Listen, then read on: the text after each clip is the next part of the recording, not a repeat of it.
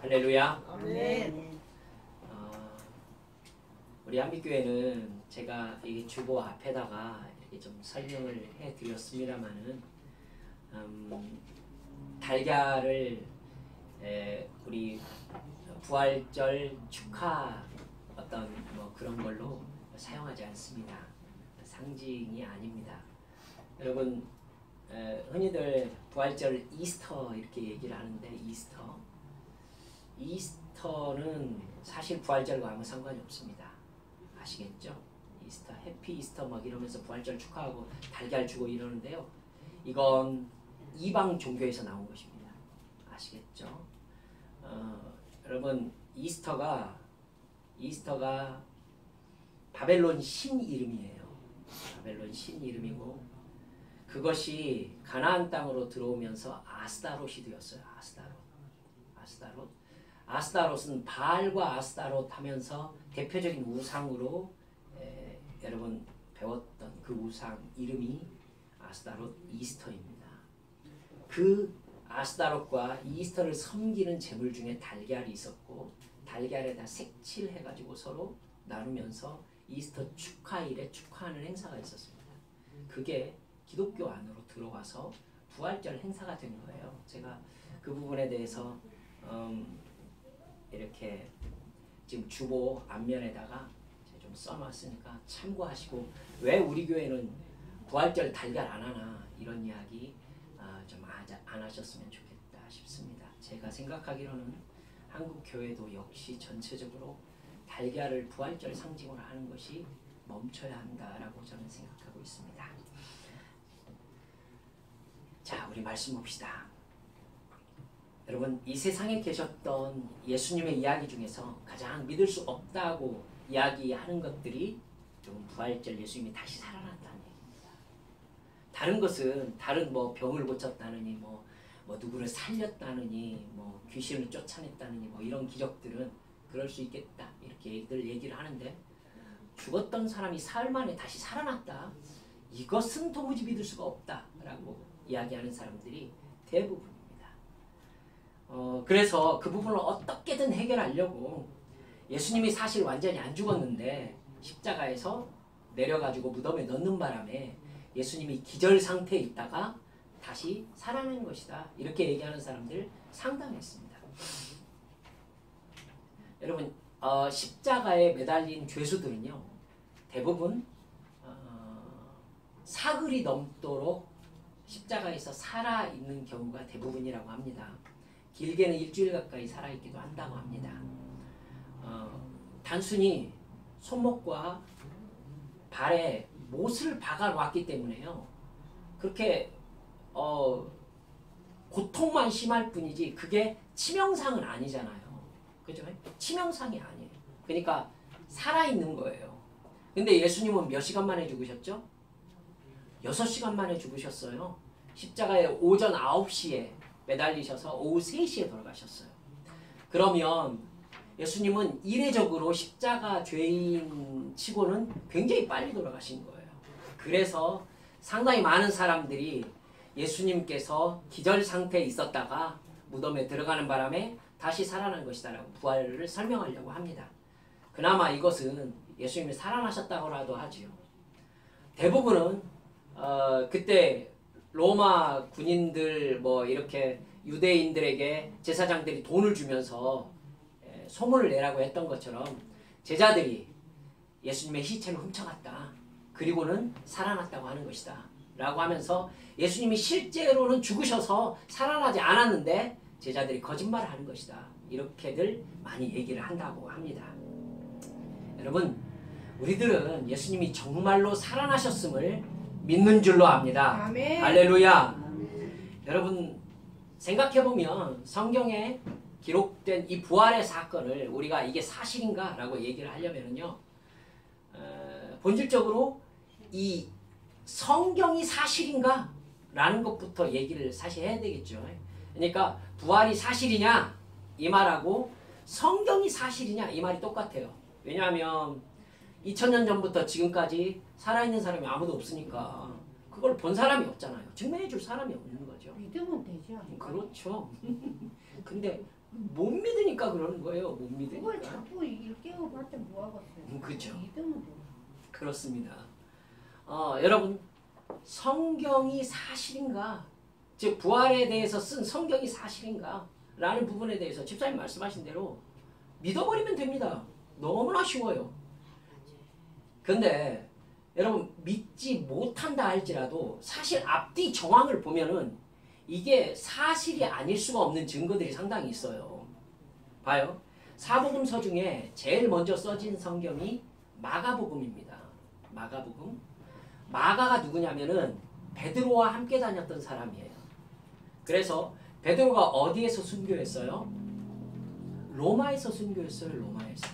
로마에서 이렇게 처형당했던 것으로 전해지고 있습니다.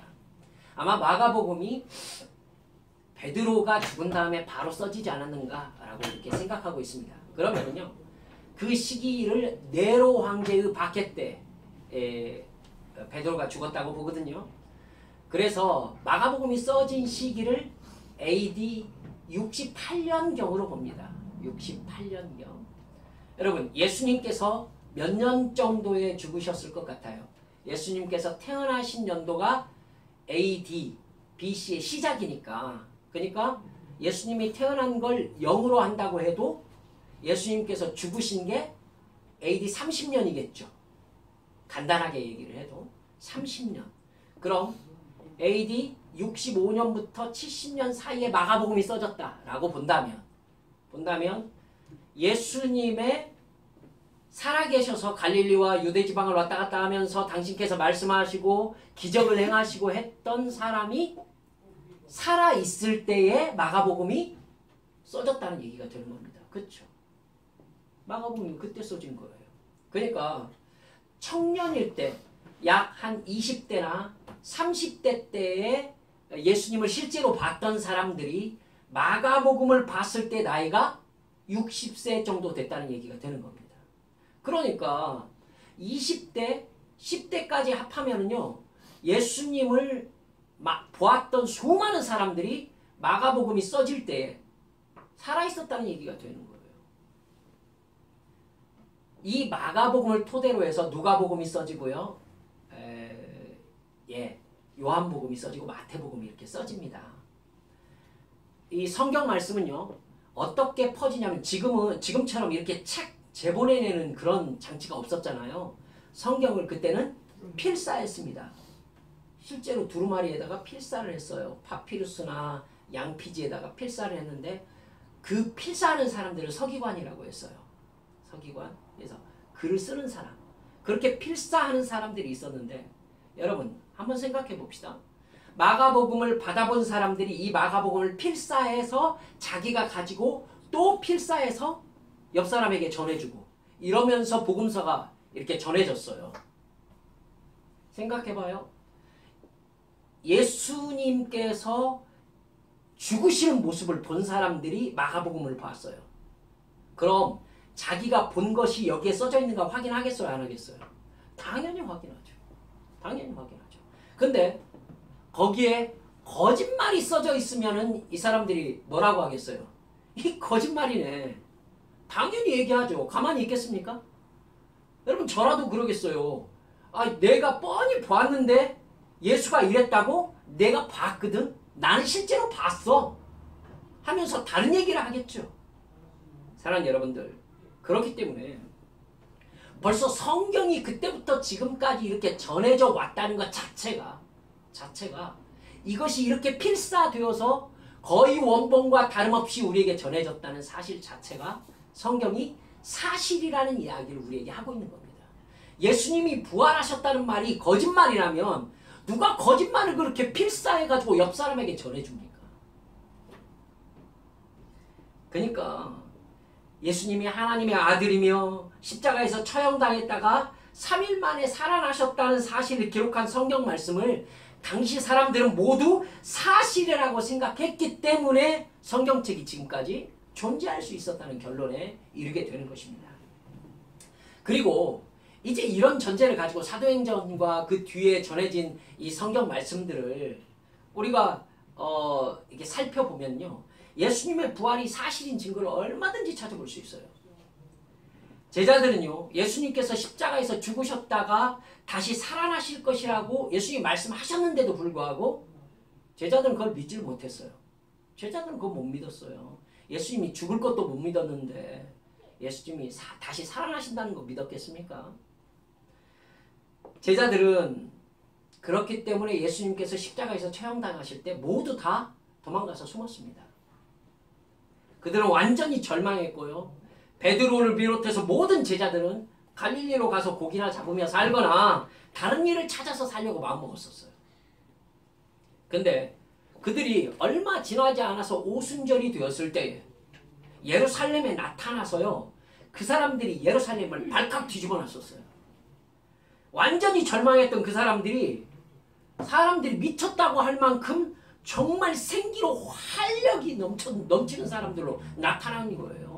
사람들 눈에 띄지 않으려고 숨어 다니는 사람들이 가장 많이 모이던 솔로몬 행각 근처 성전 앞에서 사람들에게 모습을 나타냈는데 그 사람들이 완전히 생기로 가득해가지고 십자가에서 예수님이 죽는 장면을 똑똑히 보았던 사람들에게 그 예수님이 하나님의 아들이시다. 그 예수님이 다시 살아나셨다. 그 예수님께서 구약에서 말씀하신 메시아시다. 이렇게 막 증거하기 시작한 거예요. 그런 행위는요. 유대교에서는 완전히 신성모독죄예요. 예수님께서 왜 죽었어요? 예수님께서 자기가 하나님의 아들이라고 주장했기 때문에 제사장들이 그럼 네가 신이라는 말이냐. 그래가지고 로마 반역죄, 즉 유대인의 왕을 칭했다 하면서 로마 반역죄를 씌워서 죽인 거예요. 로마 반역죄의 이면에는 예수님께서 자기를 신이라고 했다. 즉 하나님의 아들이라고 했다라는 신성 모독죄가 들어있는 거죠. 여러분 그런데 제자들이 다시 나타나서 뭐라고 하느냐면 그분이 진짜 하나님이시다. 그분이 진짜 하나님의 아들이시고 그분이 구약에 약속된 메시아였다. 이렇게 말하기 시작한 겁니다. 생각해보세요. 그러면 제자들이 어떻게 되겠습니까? 그게 거짓말이라면 제자들도 죽어요. 지금 신성모독을 대놓고 하고 있잖아요. 제자들도 죽는다니까요. 생각해봐요. 예수님이 다시 살아났다는 사실이 거짓이거나 예수님이 하나님의 아들이 아니거나 메시아가 아니라면 제자들의 행동을 설명할 수가 없어요. 누가 거짓말을 목숨 걸고 얘기해요. 그런 얘기를 해서 제자들이 얻는 게 뭐예요? 결국 박해, 채찍질, 고난, 자칫하면 죽을 수 있는 상황에 놓일 수 있단 말이에요. 그런데 그 얘기를 제자들이 뻔히 알면서도 강력하게 증거를 해요. 거짓말일 수 있어요, 여러분. 더 큰 문제는요. 그런 제자들의 말을 들은 3,000명, 5,000명씩 되는 군중들이 제자들의 말을 믿었다는 거예요. 그렇죠? 제자들의 말을 믿었어요. 어떻게 믿었어요? 그분이 하나님의 아들이시고 약속된 메시아이시고 우리를 구원하시는 구세주라는 것을 믿었어요. 그리고 3,000명씩 5,000명씩 회개했다고 사도행전에 기록되어 있어요. 그럼 여러분 거짓말을 3,000명 5,000명씩 믿고 회개하는 일이 가능합니까? 내가 죄인이라고 고백했어요. 그들이. 그리고 믿고 세례를 받았어요. 이게 말이 되냐고요. 거짓말이라면. 예수님께서 부활하셨다는 것은요. 거기에 모였던 모든 사람들이 다 믿었다는 얘기가 되는 거예요. 더구나 여러분 제자들의 이런 일들이 어디에서 일어나냐면 성전 근처에서 일어났어요. 솔로몬 행각도 있었고요. 제자들이 날마다 성전으로 가서 모이는 사람들에게 예수님이 부활하셨다고 증거했어요. 생각해봐요. 거기에는 누가 터줏대감으로 있어요? 제사장들, 서기관들이, 즉 예수님을 죽였던 사람들이 성전에서는 그들이 상주하는 사람들 아닙니까? 만약에 제자들이 얘기하는 그 증거들이 거짓말이라면 제사장 서기관들이 가만히 있었겠습니까? 가만히 있었겠어요? 당장 예수가 어떻게 살아나냐라고 객관적인 증거를 대면서 아니다, 저 사람들은 사기꾼이다, 이렇게 증거했을 거 아니겠습니까? 왜냐하면 지금 자기들은 이 사람들이 믿는 바에 의하면 누구를 죽인 거예요? 하나님의 아들을 죽인 거예요, 지금. 아니, 자기들이 그렇게도 믿는 구약의 메시아를요, 환영하기는커녕 성경 지도자, 성경을 가르치는 율법 선생이라는 사람들이 메시아를 지금 십자가에 못 박아 죽여버린 얘기가 되잖아요. 그러니까 사실 이 이야기가 거짓말이라고 누구보다 얘기하고 싶은 사람들이 제사장들, 서기관들인 거예요. 안 그러면 자기들은 하나님의 아들을 죽인 사람들이 되니까. 근데 그 사람들은 누구도 예수께서 살아나셨다는 부활의 증거에 대해서 아니다라고 말할 만한 증거를 제출을 못해요. 그래서 3,000명, 5,000명씩 회개하면서 돌이키는 현장에서 정말 막상 정말 중요한 역할을 해야 될 제사장들이나 서기관들은 아무런 역할을 못하는 거예요. 그건 거기에 모였던 그 많은 사람들이 예수 그리스도께서 실제로 3일 만에 살아났다는 것을 인정했다는 얘기고, 그 사실을 제사장이나 서기관들도 알고 있었다는 얘기가 되는 것입니다. 그렇죠? 뿐만 아니라요, 그렇게 회개했던 사람들과 제자들이 그 다음에 어떤 반응을 보입니까? 그 사람들이요, 주일날 모여가지고 예배를 드리기 시작했어요. 여러분, 유대인들의 생활 리듬은 안식일을 중심으로 돌아갑니다. 안식일을 중심으로 돌아가요. 그래서 안식일을 지키느냐 지키지 않느냐가 유대인이냐 아니냐를 가르는 결정적인 증거예요. 근데 여러분, 그 유대인들, 제자들도 다 유대인들이에요. 그리고 복음을 듣고 회개한 사람들도 다 유대인들이에요. 그 유대인들이 느닷없이 안식일 다음날 주일날 모여가지고는 함께 예배하는데, 예배의 대상이 누구예요? 십자가에 못 박힌 예수예요. 예수. 그분이 살아나신 하나님의 아들이시라고 그분을 예배하기 시작한 거예요. 이건요, 유대인들 입장에서는 유대인의 정체성을 버린 겁니다. 자기가 유대인이 아니라고 얘기하는 것과 똑같다니까요. 그러니까 예수님이 하나님의 아들이시라 라는 사실이 거짓말이라면, 그 사람들이 누구보다도 자기의 선민의식이 강했던 유대인들이 자기가 유대인이라는 것을 포기하면서까지 예수님을 예배할 수 있습니까? 안식일이 아니라 이제 주일을 지키는 게 가능하냐고요. 말도 안 되는 얘기가 되는 것이죠. 그러니까 이렇게 앞뒤 상황을 살펴보면요, 예수님이 부활하지 않았다면은 절대로 일어나지 않을 상황이 벌어졌다는 것만 봐도, 그때 당시에 회개하고 성경에 기록된 많은 사람들이 예수님이 실제로 부활하셨다는 것을 알고 있었다는 걸 우리가 살펴볼 수 있는 것입니다. 여러분, 아까 집사님 말씀하신 대로 부활은요, 믿으면 돼요. 그냥 믿으면 돼요. 근데 덮어놓고 믿으라고 저는 얘기하고 싶지 않아요. 이렇게 앞뒤 정황을 다 살펴보아도요, 예수님이 부활하지 않으셨다면은 기독교라는 것 자체가 존재하지 않습니다. 그럼 예수님의 부활의 의미가 무엇입니까? 어떤 성경학자들은 이렇게 얘기합니다. 실제로 부활이 큰 의미를 가지고 있다고 보기는 어렵다. 실제로 예수님의 십자가만으로도 우리는 구원을 이룰 수 있다고 여겨지기 때문이다. 이렇게 얘기합니다. 부활이 왜 필요합니까? 여러분 알고 계십니까? 십자가만 있어도 우리의 구원은 충분하다라고 여러분 동의하십니까? 그러면 우리는 정말 잘못 배운 것입니다. 예수님이 우리 죄를 대속하기 위해서 죽으셨다는 것은 우리의 영원한 죽음을 대속하신 것입니다. 우리 대신이지요. 그러면 깨달으셔야죠. 가장 큰 전제가 뭐냐면 예수님의 죽음과 우리의 죽음이 하나라는 사실입니다. 여러분, 그 사실을 믿고 계십니까? 여러분, 이 부분이 가장 중요한 부활의 포인트이기 때문에 꼭 알고 계셔야 돼요.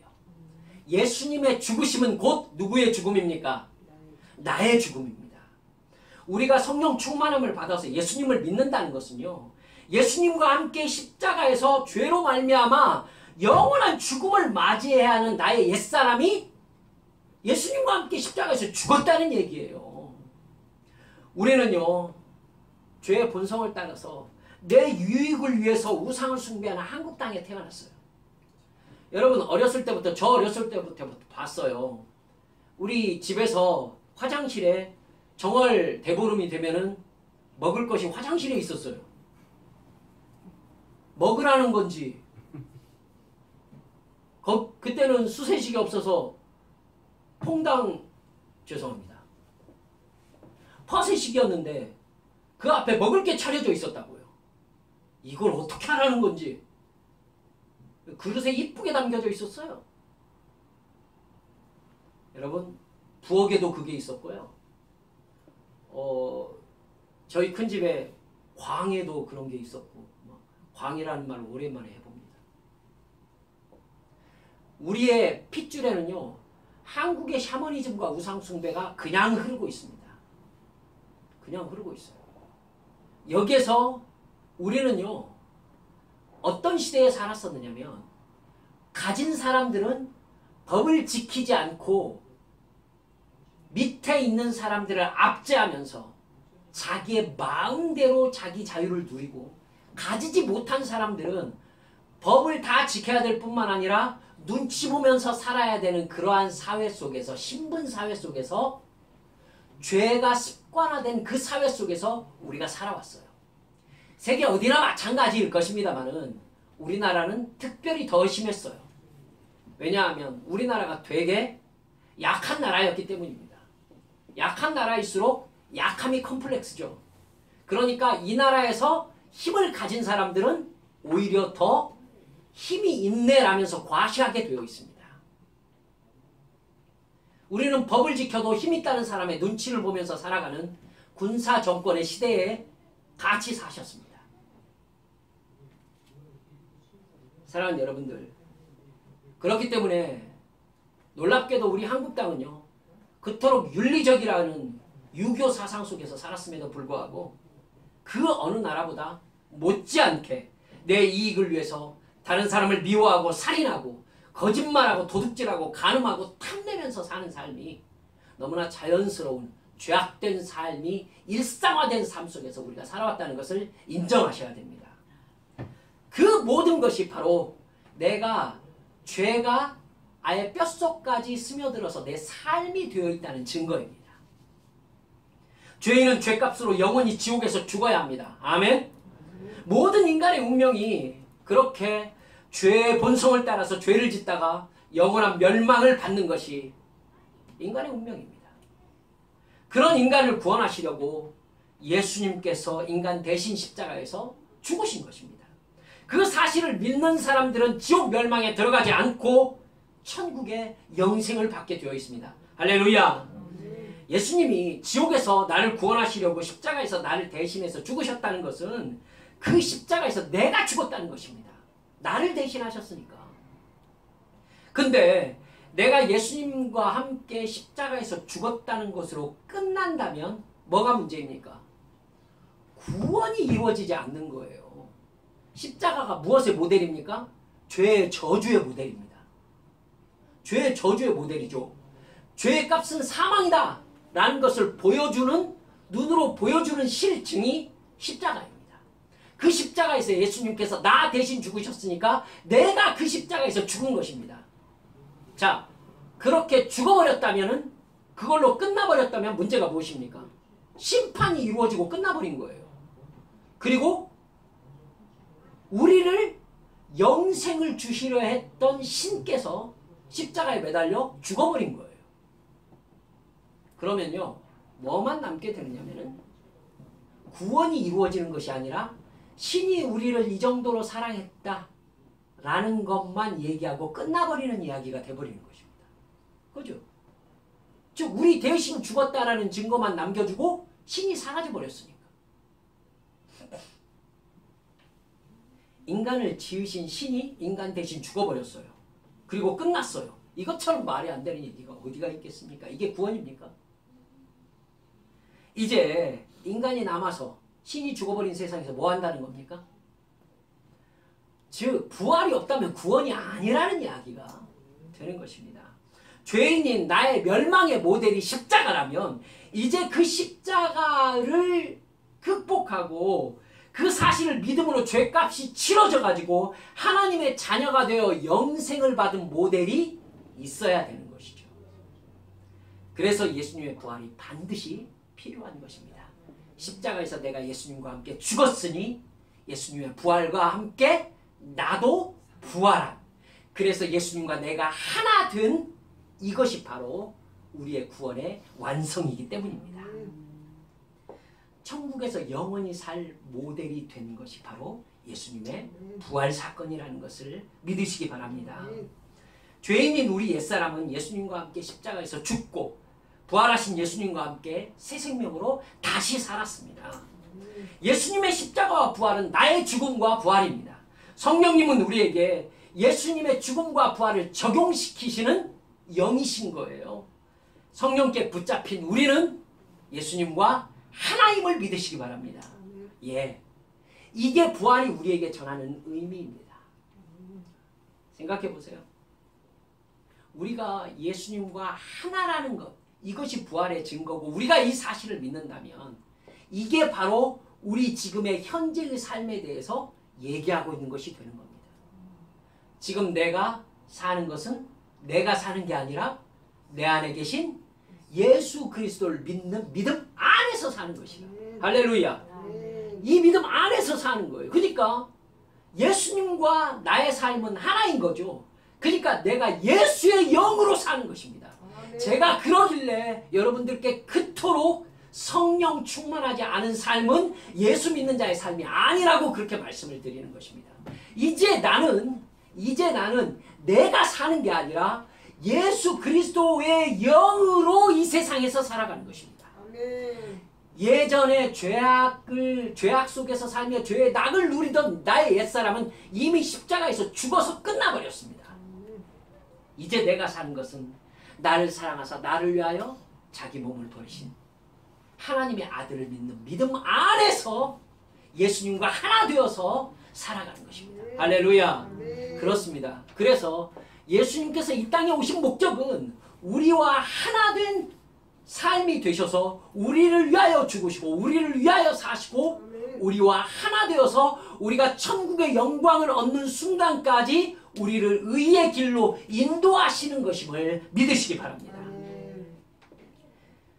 여러분, 우리는 이렇게 구원의 은혜를 받았음에도 불구하고 아담에게서 받은 죄성을 가진 육체가 죽어서 천국의 영생에 들어갈 때까지 이 세상에서 일단 있어야 합니다.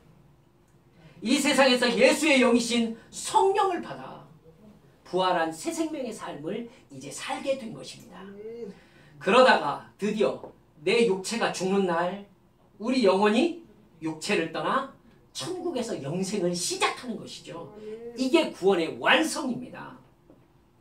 여러분, 우리가 이제 이 아담으로부터 받은 우리의 죄의 본성을 가진 이 육체를 떠나는 날 우리의 영혼이 저 영원한 천국에서 이제 영생이 시작될 텐데 이제 그걸로 다 끝나는 건가요? 그건 아니에요. 그거 아니에요. 그렇죠. 그러다가 어느 날 예수님이 이 지구를 최종적으로 심판하는 재림이 일어날 것입니다. 할렐루야. 주님께서 다시 오실 것입니다. 할렐루야. 그때 천국에 있던 우리 영혼이 어떻게 됩니까? 예수님과 함께 이 땅에 함께 재림할 것입니다. 우리가 살아서 예수님 본다면 두말할 것도 없죠. 근데 우리가 죽어서 주님의 마지막 심판을 주의 나라에서 기다린다 라는 상황이라면 예수님이 재림하실 때 우리도 함께 이 땅에 재림하게 될 것입니다. 그때 천국에 있던 우리 영혼은 예수님과 함께 이 세상에 와서 새로운 육체를 입고 부활하게 되는 것입니다. 그게 데살로니가전서 4장 14절에서 17절까지 아주 자세히 얘기되고 있습니다. 제가 읽어드릴 테니까 한번 보세요. 우리가 예수께서 죽으셨다가 다시 살아나심을 믿을진대 이와 같이 예수 안에서 자는 자들도 죽은 사람들도 하나님이 그와 함께 데리고 오시리라. 우리가 주의 말씀으로 너희에게 이것을 말하노니 주께서 강림하실 때까지 우리 살아남아 있는 자도 자는 자보다 결코 앞서지 못하리라. 주께서 호령과 천사장 소리와 하나님의 나팔 소리로 친히 하늘로부터 강림하시리니 그리스도 안에서 죽은 자들이 먼저 일어나고 그 후에 우리 살아남은 자들도 그들과 함께 구름 속으로 끌어올려 공중에서 주를 영접하게 하시리니 그리하여 우리가 항상 주와 함께 있으리라. 할렐루야. 예, 이게 우리의 부활과 주의 재림의 심판의 완성이며 그로부터 진정한 영생이 시작되는 것입니다. 사도 바울은 우리가 읽은 본문 51절에서 53절까지를 보면 우리가 예수님을 맞이할 때 어떻게 부활할 것인지를 다시 정확하게 얘기하고 있어요. 한번 보세요. 성경 고린도전서 15장 51절에서 53절까지 제가 읽어드립니다. 보라, 내가 너희에게 비밀을 말하노니 우리가 다 잠잘 것이 아니오 마지막 나팔에 순식간에 후련히 다 변화되리니 나팔 소리가 나매 죽은 자들이 썩지 아니할 것으로 다시 살아나고 우리도 변화되리라. 이 썩을 것이 반드시 썩지 아니할 것을 입겠고 이 죽을 것이 죽지 아니함을 입으리로다. 할렐루야. 우리 영혼이 영생을 얻을 새로운 몸으로 다시 살아나는 것입니다. 그때 정말로 없어지는 것이 바로 죽음이다 라고 얘기하고 있습니다. 죽음은 죄 때문에 생겨난 것이잖아요. 죄의 삭은 사망이라고 했으니까. 이제 구원이 완성된 우리에게 죄가 사라져버렸으니까 영원히 죽음도 사라져버린 것임을 믿으시기 바랍니다. 그날을 꿈꾸는 사도 바울은 너무나 행복해가지고 본문 57절에서 뭐라고 합니까? 우리 주 예수 그리스도로 말미암아 우리에게 승리를 주시는 하나님께 감사한다 라고 아주 소리 지르듯이 증거하고 있는 것입니다. 사도 바울을 비롯해서 우리 믿음의 선배들이 바라보았던 것들이 바로 예수님의 부활하심과 함께 나도 역시 영생의 몸으로 부활한다는 사실이었습니다. 그것을 사실로 믿고 기다리면서 성령님께 붙잡혀 살기를 소원하는 사람들은요, 이 세상의 욕심과 자랑과 즐거움을 위해서 아기다툼을 하면서 살지 않습니다. 예수님이 오시면 우리가 이 세상을 떠날 때면 이 세상의 모든 것은 아무것도 아닙니다. 돈 한 푼도 가지고 가지 못할 거예요. 그 나라에서는 우리가 이 세상에서 그토록 얻고 싶어 했던 그것이 아무런 가치를 지니지 못할 거예요. 내가 성령께 붙잡혀서 힘들고 어려울 때 흔들림 없이 주님을 사랑했는가? 성령님이 감동해 주시는 말씀대로 구원의 복음을 전하라는 말씀, 이웃을 사랑하라는 말씀에 얼마나 순종하며 살았는가? 이것만 영원토록 가치 있는 것으로 남게 될 거예요.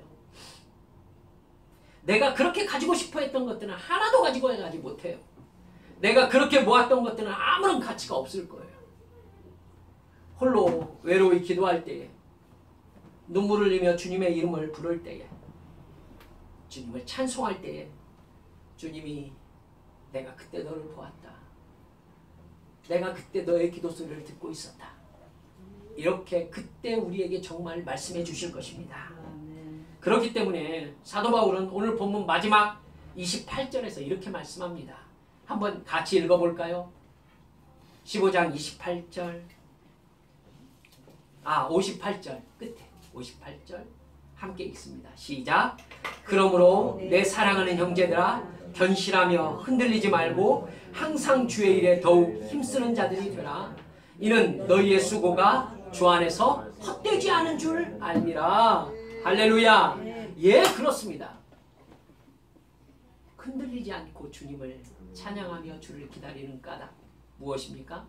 주님께서 오실 것이고 우리가 다시 살아날 것이고 우리가 영원한 생명을 얻는 순간 이 세상에서 우리가 추구했던 것들, 이 세상의 불공평과 이 세상의 고통들은 아무것도 아닌 것이 될 것이기 때문에 그래요.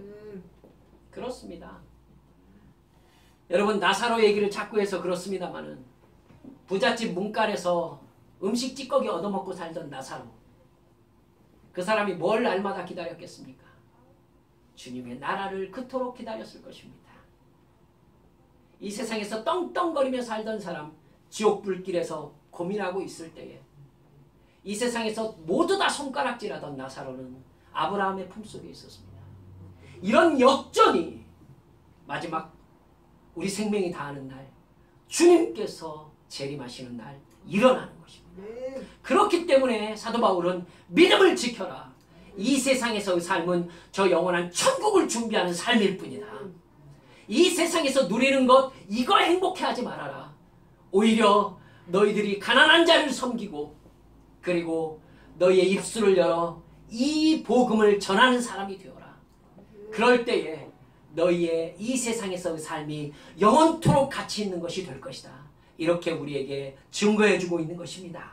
너희의 수고가 주 안에서 결코 헛되지 않다. 할렐루야. 부활의 주님을 진정으로 믿는 사람은 예수 믿기 전에 살았던 삶으로 절대 돌아갈 수 없어요. 할렐루야. 절대 돌아갈 수 없어요. 여러분 우리 자신 가만히 이 시간 생각해봐요. 하나님이 아니시고는 절대로 할 수 없는 일이 우리 삶에서 실제로 일어났습니까? 하나님이 살아계시다는 사실, 내가 하나님이라는 신에게 사랑받고 있다는 사실이 정말로 믿어지십니까? 예. 성령님이 나에게 감동하신다는 것이 믿어지고 체험되고 계십니까? 여러분 내가 그토록 힘쓰고 애썼으나 벗어나지 못했던 그러한 죄가 나에게 극복되었습니까? 나의 말이 바뀌었습니까? 다른 사람을 보는 나의 표정이 바뀌었습니까? 우울감과 고독감과 불행감이 기쁨과 감사와 행복으로 바뀌어가고 계십니까? 예, 조용한 기도 시간이 마음 가득하고 뿌듯한 그런 보람을 안겨주는 시간으로 바뀌었습니까? 여러분 천국과 예수님을 생각하면 우리 안에 말할 수 없는 기쁨이 차오르는 것을 느끼고 계시냐는 말입니다. 말씀을 마칩니다. 이러한 변화는 세상 어느 누구가 줄 수 없습니다. 오직 하나님만 우리에게 주실 수 있는 변화죠. 뭐 엄청나게 뭐 돈을 많이 벌었다든지 아니면 뭐 죽을 병에서 고침받아, 물론 그것도 하나님께서 나를 사랑하시는 증거가 되었겠지만 여러분 다시 말씀드립니다. 그것들은 이 세상을 떠나는 날 아무 가치가 없어요. 나사로 무덤에서 다시 나왔지만은 또 죽었어요. 또 죽었어요. 제가 말씀드렸잖아요. 나사로가 다시 살아나고 싶었을까요? 주님과 함께 그 나라에 있었을 텐데 다시 이 세상에 오고 싶었겠냐고요. 여러분 같으면 오고 싶었겠어요?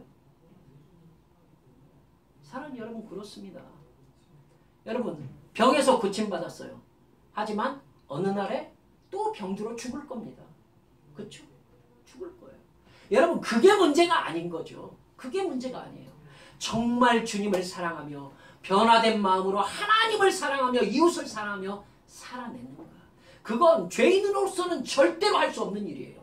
오직 부활의 주님을 믿는 성령 충만한 마음으로만 감당 가능한 것이 하나님을 사랑하고 이웃을 사랑하는 것입니다. 여러분 우리 그렇게 성령께 붙잡혀 삶으로 말미암아 이 세상에서 어떤 상황 속에서 살더라도 오직 주님의 부활과 하나 되어서 저 영혼은 천국에 들어가는 날을 소망하는 우리 믿음의 식구들 모두 되시기를 주 예수님의 이름으로 축원합니다.